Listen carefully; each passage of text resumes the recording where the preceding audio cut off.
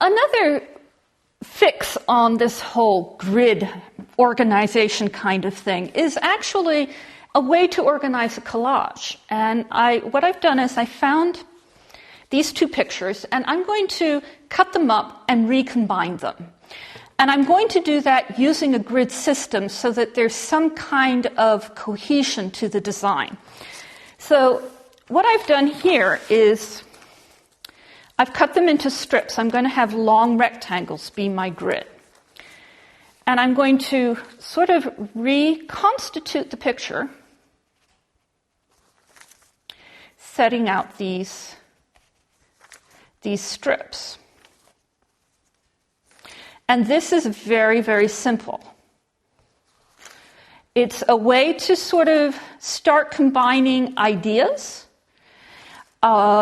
make the brain work a little harder because you want to try to figure out what the image is.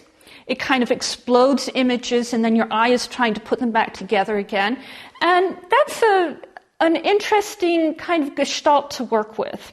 I chose these two images because they're both sort of very industrial items, and they have some interesting linear elements in them that kind of might help the design stay together, and they both have some yellow. If your images get too disparate, then it doesn't really make sense.